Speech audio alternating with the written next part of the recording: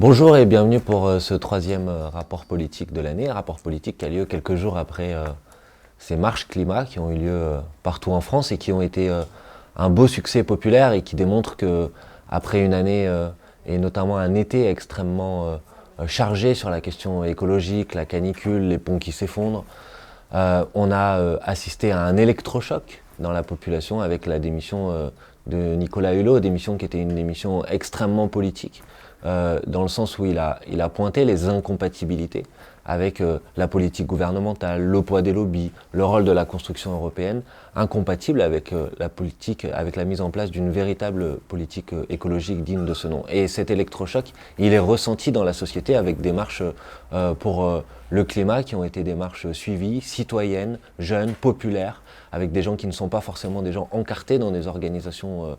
politiques. Et la France Insoumise a joué son rôle, non pas un rôle de récupération ou de captation de cet électrochoc, cette aspiration à la prise en compte de la question environnementale, mais plutôt un rôle de déclencheur, de favoriseur, de catalyseur des dynamiques populaires. Et c'est un élément extrêmement important, cette aspiration qui existe dans la société, elle ne peut pas être privatisée par une organisation politique en tant que telle. Et ce à quoi nous aspirons, c'est que cette question écologique devienne transversale, centrale,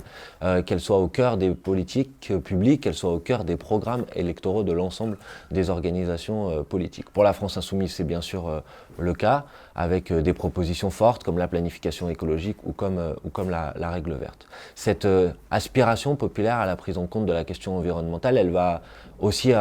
avoir des résonances cette semaine, notamment autour d'un sujet qui est le sujet de la lutte contre la pollution. Puisque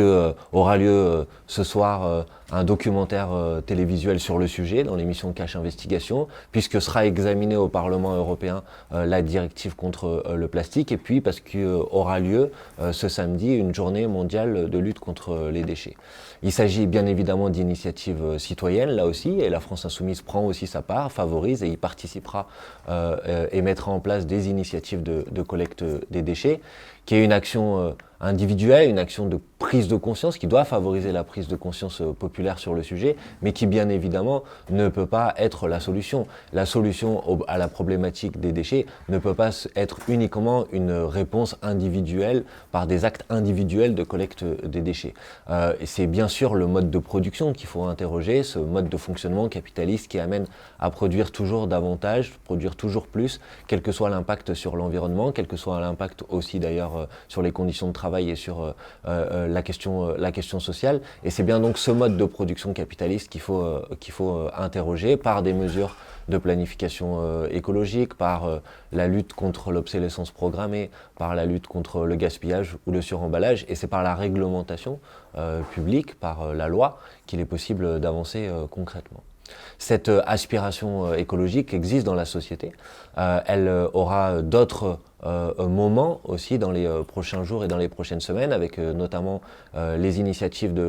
du collectif Alternatiba qui doit arriver à Bayonne le 6 octobre prochain, ou la publication du rapport du GIEC sur le climat qui aura lieu le 8 octobre prochain. Et la France Insoumise, dans cette période-là, elle continuera à s'associer à ces mobilisations citoyennes et à porter ses aspirations écologiques en cherchant à les traduire politiquement par des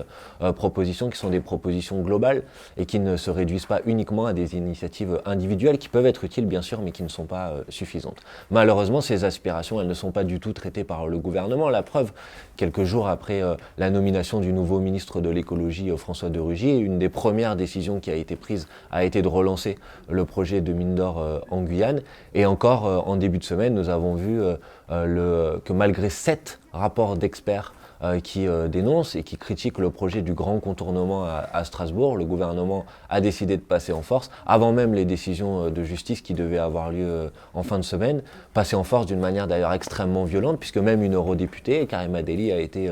violentée. Et c'est l'occasion ici de lui exprimer notre solidarité. Cela montre que manifestement ces aspirations qui existent dans la société ne sont pas compatibles avec la politique gouvernementale, et même de manière symbolique. Le gouvernement et la majorité auraient pu décider d'envoyer un signe, par exemple en élisant à la présidence de l'Assemblée nationale une candidate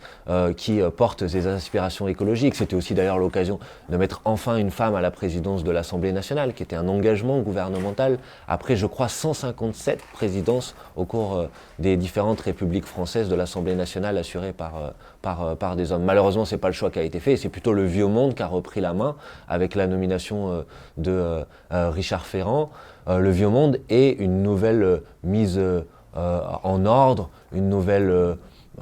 reprise en main par l'exécutif de l'Assemblée nationale, puisque c'est une courroie de transmission directe du président de la République qui est désormais, qui va sans doute, puisque le vote va avoir lieu dans quelques heures, reprendre la main sur l'Assemblée nationale. Heureusement, celles et ceux qui veulent porter ces aspirations, la prise en compte de l'impératif écologique, le fait de mettre enfin une femme à la présidence de l'Assemblée nationale, peuvent le faire en élisant notre camarade députée Mathilde Panot qui a déposé sa candidature. Et question écologique mais cette semaine va être aussi importante du point de vue de la question sociale, puisque c'est une semaine qui va être guidée aussi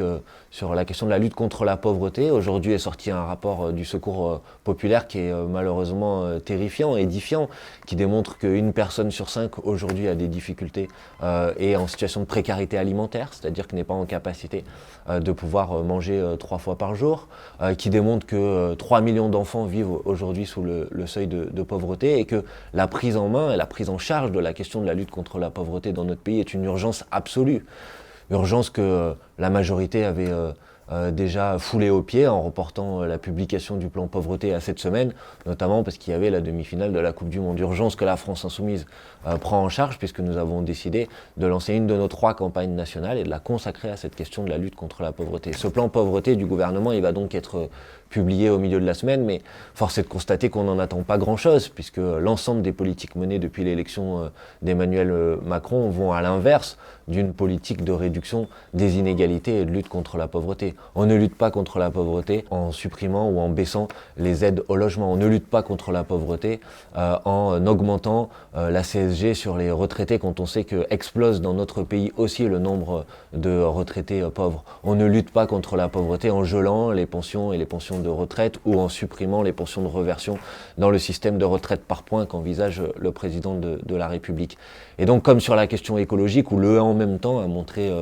qu'il était une impasse et qu'on ne pouvait pas avoir une politique écologique digne de ce nom sans rompre avec le système capitaliste, sans rompre avec les critères d'austérité de l'Europe, on ne peut pas avoir une politique digne de ce nom pour lutter contre la pauvreté en favorisant toujours l'oligarchie et la petite minorité qui se goinfre de richesses dans notre pays. Question écologique, question sociale, sur ces 2 aspects-là, le « et en même temps » a donc montré qu'il était un échec, une impasse. Et donc la question qui est posée aujourd'hui, c'est de construire enfin une alternative pour que ces aspirations qui existent dans la société, pour que ces problématiques concrètes auxquelles est confrontée la société soient enfin prises en compte et traduites politiquement. Et c'est ce à quoi nous aspirons avec la France Insoumise, et les élections européennes qui auront lieu à la fin de l'année doivent être l'occasion que la France Insoumise, première force d'opposition aujourd'hui, apparaisse aussi comme la première force d'alternative. Et donc la dimension nationale de cette élection, elle est décisive. C'est pour ça que nous avons dit que c'est un référendum anti-Macron, et c'est pourquoi nous allons travailler pendant toute l'année à faire monter la France Insoumise dans cette élection. La première phase de cette campagne, c'est de faire en sorte que nous ne soyons pas résignés à une élection intermédiaire européenne où une personne sur 2 ne se déplace pas aux urnes. Et donc de convaincre de la nécessité d'aller voter, d'aller participer à ce référendum anti-Macron. Et pour aller voter, il faut être inscrit sur les listes électorales. Et donc partout, la France Insoumise, dans les prochaines semaines, dans les prochains mois, va se déployer sur l'ensemble du territoire dans une grande campagne d'inscription sur les listes électorales. Voilà, c'est tout pour cette semaine. On se retrouve la semaine prochaine et d'ici là, bonne route et bon travail.